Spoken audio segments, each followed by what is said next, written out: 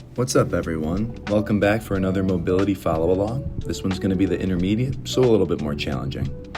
We're going to start with a foam roller. You could roll your back out a little bit if you want, not necessary, but I always like to get a little roll out. We're going to start with some snow angels.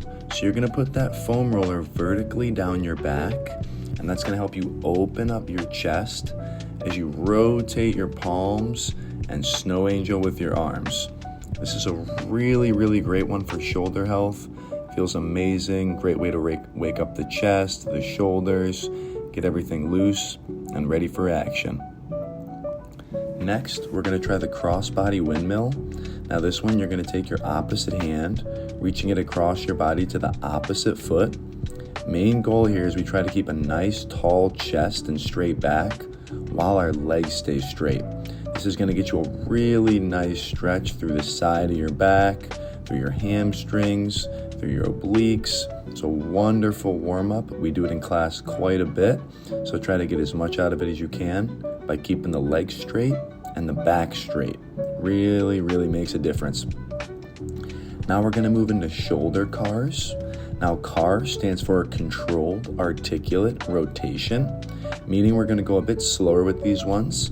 We're going to focus on rotating our palm as the rest of our body stays completely still. So palm down, rotate it up and around, and then you do the same thing coming back. Now this one isn't very exciting, but I'll tell you it's a phenomenal thing to do if you want to build mobility in your shoulders.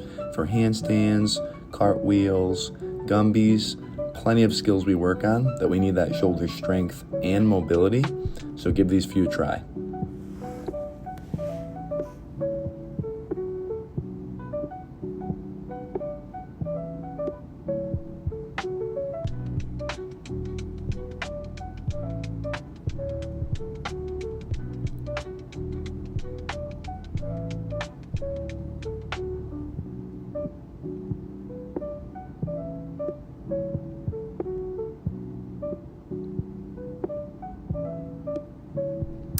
All right, now we're going to move into tabletop and bridge. Now tabletop, our hands are behind us facing away.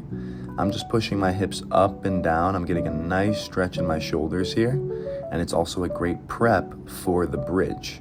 So you can warm up with a few of these. You should feel it in the shoulders and in the wrists. Another great warm up for a lot of the skills we do during class.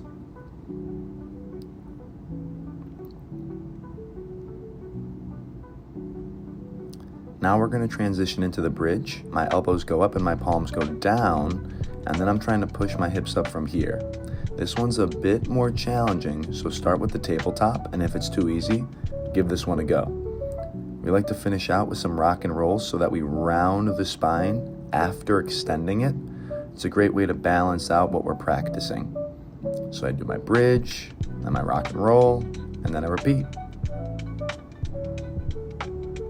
Palms in, pushing those hips up, pushing through my hands, trying to get my hips as high as I can.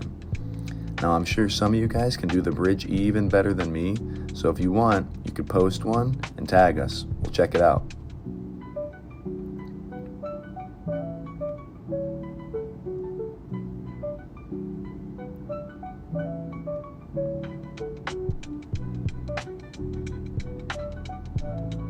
And we'll get one final one in here. Always better to do a little bit more than a little bit less. Don't be afraid to keep trying if it's too hard as well. Just make sure you got a safe space to practice.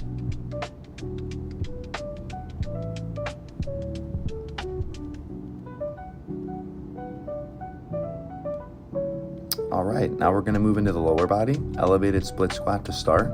We're going a little bit lower than the last time. I'm trying to drive my knee forward while keeping my chest up, and then push through that front foot to come back up. If you do this one correctly, you should feel a good stretch in your hip on the side of the leg that's down. It's a really, really great warm-up. Get your legs moving a lot in that sagittal plane. Just keep pushing that knee forward, keep that chest up, nice and smooth. If it's too easy with elevation, you can take it right to the ground as well. Definitely a bit more challenging, takes a bit more stability and balance, but I think you guys can handle it.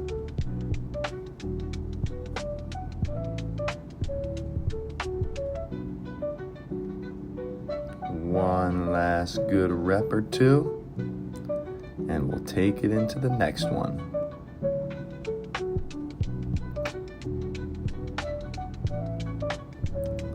All right, now we're gonna move into the Cossack squat. This week we're gonna add a little bit of load and maybe some variation. You can start with a very small weight, just a few pounds is fine. On this one, I'm going down and back up before shifting to the other side. Nice and smooth, just moving side to side, keeping that chest up. Now, if you want, you can increase the weight, and to make it a bit harder, you can keep your hips low the whole time. So I'm not shifting my weight up nearly as much.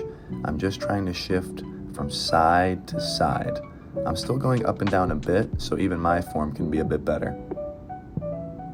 And then finally, we can increase the load even further, and we can let our toes go up. This is gonna allow us to get a little bit more range of motion and a better stretch here. It's great for building strength and mobility, so this one's kind of a twofer. Control the weight, make sure you're starting with a very small load, and if it feels easy to do a few reps, you can go a bit higher. Just make sure you're not pushing yourself too hard, especially if you're using weight. Now, single leg RDL, we can use something to help us with this one. We're pretty much trying to lower our chest and bring our leg up at the same time. You can use your hand on a block to control it and try to get that other hand down to the ground. If you do this one well, you should feel a great stretch in your hamstring on the planted foot. So my left foot's down. This is going to be a left leg stretch. Really, really good stretch here.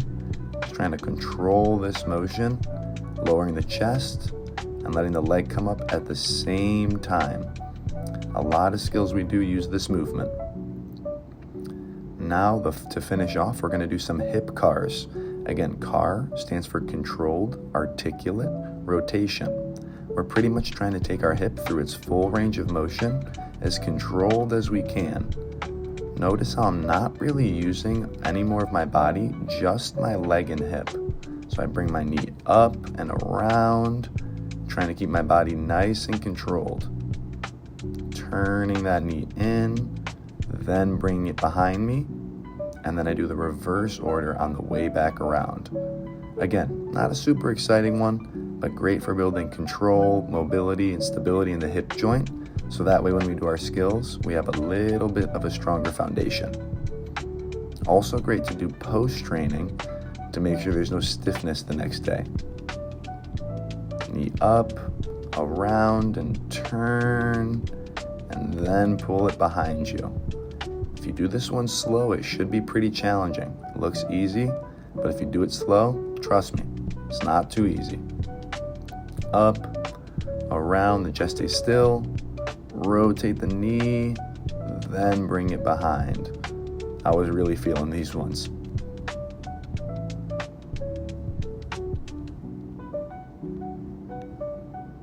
And that wraps up our mobility intermediate follow along. Hope you guys enjoyed.